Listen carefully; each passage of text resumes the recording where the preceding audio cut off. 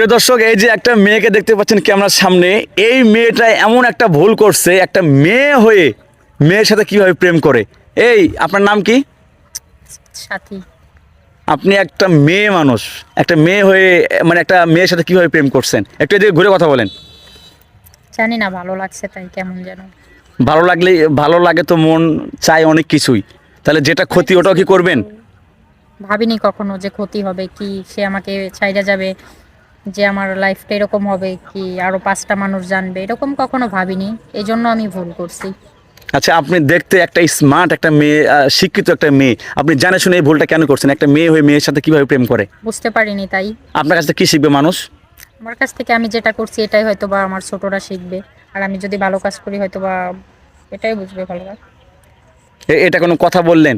মানে আপনি মেয়ে হয়ে মেয়ের সাথে প্রেম করবেন, আবার নতুন যারা আছে ওরা দেখে শিখবে যে ওরা এই হ্যাঁ, প্রেম তারা করবে। যেন না শিখুক, তাদের কাছে অনুরোধ।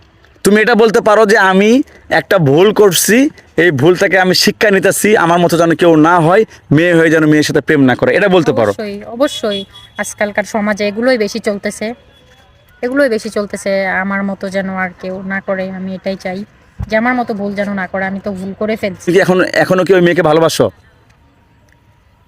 ভালোবাসি কিনা বাসি সেটা আমার মনে আছে, আমি আর প্রকাশ করে কি করব। আমি ভালোবাসলেও তো সে আমাকে কখনো বাসবে না। আমি তো তাকে পুরো দিয়ে তাকে আমি ভালোবাসছি, পুরো জনম দিয়ে তাকে আমি পুরো ভালোবাসি। জনম দিয়ে ভালোবাসেন কি? ও কি সত্যি মেয়ে না ছেলে? না, সে মেয়ে। সে মেয়ে। জি। মেয়ে মানে মানে ভালোবাসা মানে রাখার আর জায়গা নাই, মানে মানে মানে ভিতর থেকে খেলে উতলায় উতলায় পড়ে না যে একটা মেয়ে হয়ে মেয়ের সাথে ভালোবাসা দিছো?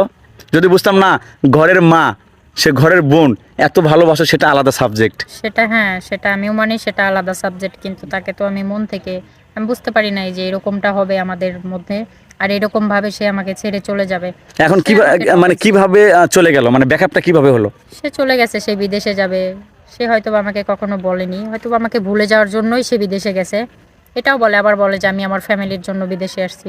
এটাও বলে সে বিপদে পড়ছিল। তবে বলতে পারবো আমি যেটুকু করছি, ওর গর্ভধারণী মা ততটুকু করে। আচ্ছা, যদি ওই মেয়েটা যদি বাংলাদেশে থাকতো তাহলে তুমি কি আর বিয়ে করতে না? বাংলাদেশে থাকলে বিয়ে করব না, এটা কেমন কথা? ও মানে আমাকে ছেড়ে চলে না না যাবে। না না, আমার প্রশ্নটা হচ্ছে এরকম, যদি ওই মেয়েটা বাংলাদেশে থাকতো তাহলে ওই মেয়েটা বাদে কি তুমি অন্য কাউকে আর বিয়ে করতে কি না?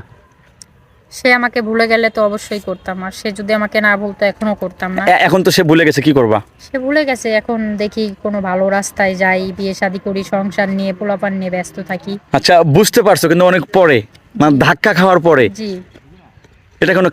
এটা কোনো কাজ করছো বলো?